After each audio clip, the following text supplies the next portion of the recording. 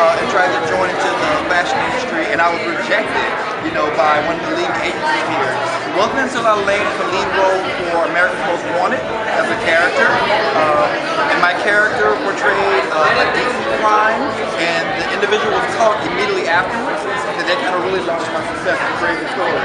So then, at one point in time, I was the only African American male model represented by all the leading agencies in DC. And that was back in the late 80s. And it was great because there just wasn't a lot of us on the runway. Since then, I taught at John Casablanca, which is a leading modeling school. I taught trained model for 10 years. And then from there, I started working my fashion production. I started producing Metropolitan Model of the Year. And then I started co-producing Progression by Coffee, some of the other local festival shows. And then being a designer, winning a couple of awards for my DC Fashion Week, because I knew there were a number of designers that needed to get the words out about their collection in an affordable, reasonable way. We wanted to lead by example. Tonight's event was totally free. The designer registration was free. The models and the volunteers and the glam squad, they all donated their time to support this event, and that's great. And we sponsored the space, so it's a wonderful opportunity. Okay, and how would you compare DC Fashion Week to other brands or other events? Well, for us, it's nice to be compared with some of the other fashion weeks, but our mission statement is different. We want to represent all walks of life and all beauty. We believe that beauty comes in all shapes and sizes, that not all models need to be a size 0.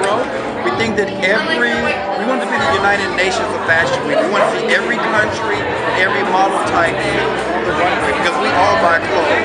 And designers need to incorporate that in their design aesthetics in order for it to continue to be viable. We also promote clothing being made here in the United States. We believe that although we're not necessarily a manufacturing city, we do know that for quality made original designs, those can be manufactured here in the United States at an affordable price. So we can give you a tour at a retail price. Okay. What is a major trend of the night, you believe? Major trend, of course, is just really elegant. DC is known for, we dress for work, we dress for purpose. And because we are the most powerful city, and we affect policy around the world, that's what they're focused on. But after 5, it's a totally different vibe. We come dressed to the hill. Every major fashion successful label in the world has a presence here in DC. From Vera Wang to Versace to Dolce & Gabbana, they all have retail presence here. And that should tell you something. We are an affluent city, we support fashion, but we also get the work done, the job done. And what do you think is the next step for Fashion Week here? Our next step is, of course, to really promote and grow more DC-based designers, because we want to really see that. Of course, we're going to still have partnerships with our international designers. We figure it to be a huge compliment that they choose DC Fashion Week of all the fashion weeks in the world to come exhibit, so that's a great honor. We also want to still continue to grow young DC-based designers, which is why we were excited to partner with UDC to have a young designer come here. We've also been equipped for FIT to show that a lot of talent can't come out of the city. And will you be hosting any other events?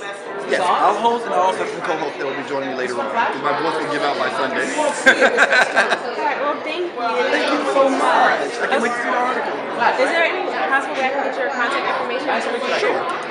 My email is